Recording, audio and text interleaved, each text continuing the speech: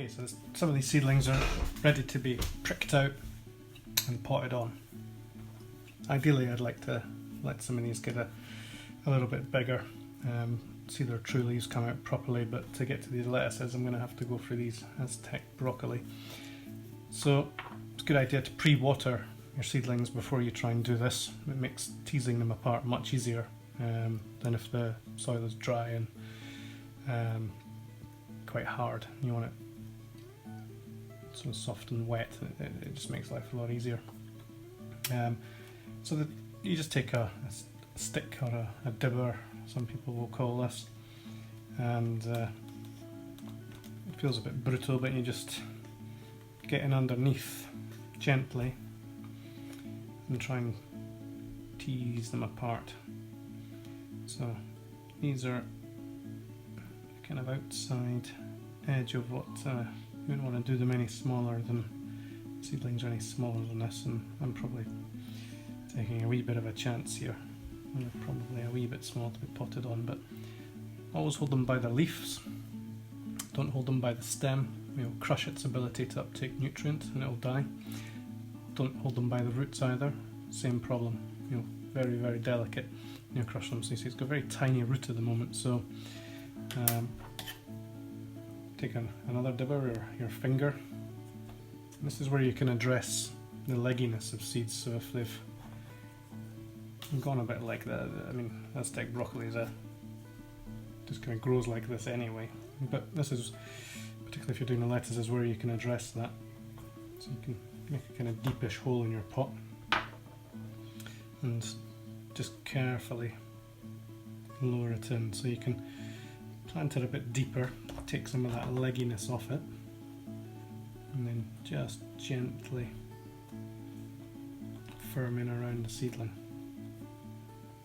Being careful not to crush the stem. Okay.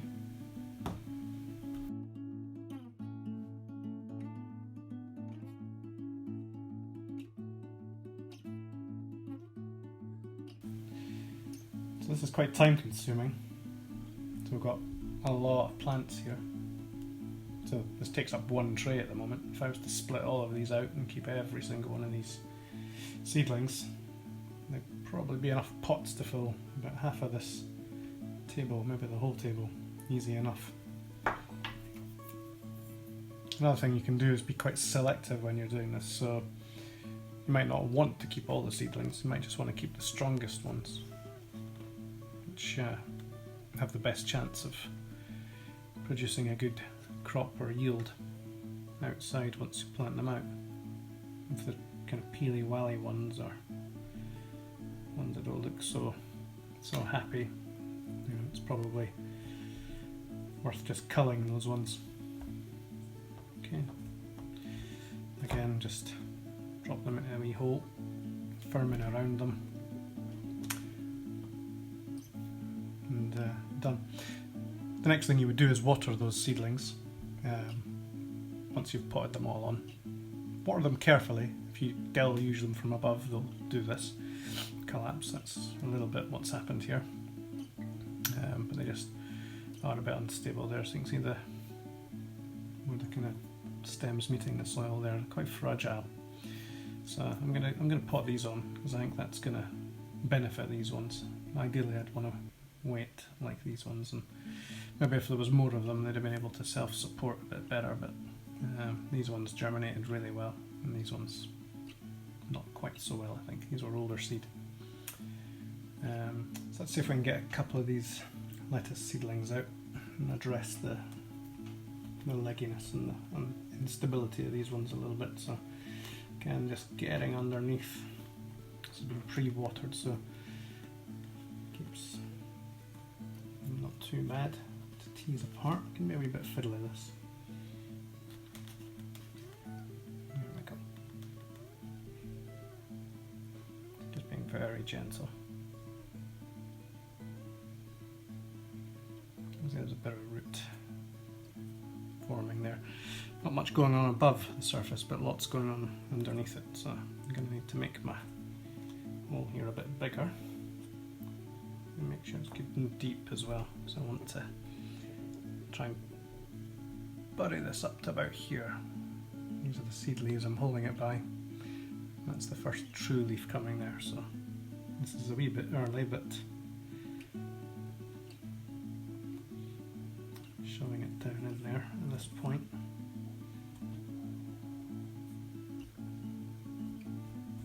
Just pushing it around, making sure there's good compost to root contact. So you can see already that looks much happier, much more stable.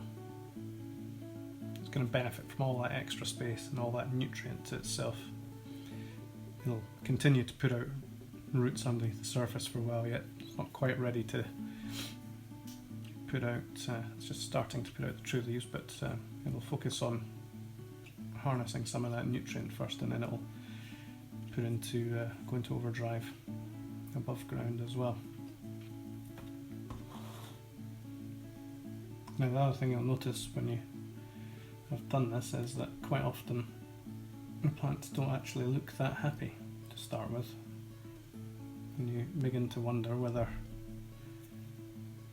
you've done something wrong. That one's got quite a small root on to this point. Let's make it a bit deeper. So there we are, that's not bad.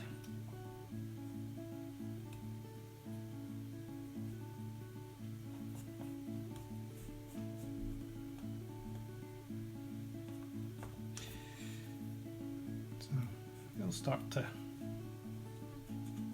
correct itself.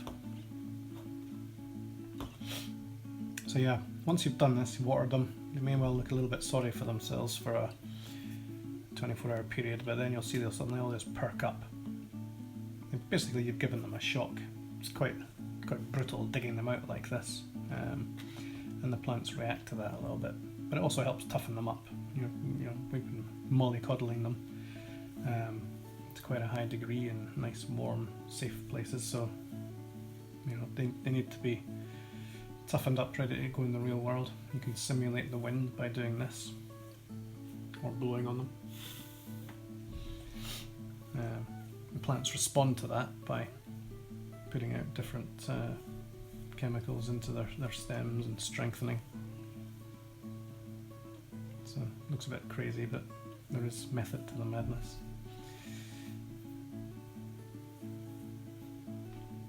So yeah, you could do that, same principles to your other seedlings. Like say I'm going to keep these in the other pots, see how they get on. But as you can see, it's going to be quite time consuming for me to work through all of these and put all of these on. But if I now put all these into modules, I know every single module has a live plant in it, and I won't get a, you know, if I sow all those modules with seeds, some modules will germinate, some won't. You know, so this way you're not playing catch up. You know, you're getting every single cell is going to have a good plant in it, but it is more work, and this will then take up a lot more space, so you need to have somewhere to put them all. And my greenhouse is already getting full, and the cold frame is as well. So 10 minutes later, you can see that those fairly sorry looking seedlings that were a bit collapsed are now looking a lot happier already. I'm all potted on. It's a wee bit of work, quite fiddly, quite a mindful activity. And you can see they already look a little bit like they could be happier. But we'll give them a water now, and we'll have another look at them after they've adjusted to their new environment, maybe a day or two's time, and see how they look. I expect they'll look a lot happier. And as always, a final word on watering. Just make sure that you check them every day, particularly on the hot days if they're somewhere on your windowsill or a greenhouse. If it's a really hot day, they may even need watered twice. A dull day, you might get away with not watering them if they feel moist enough. These haven't been watered yet, but what I would do in the morning is just check.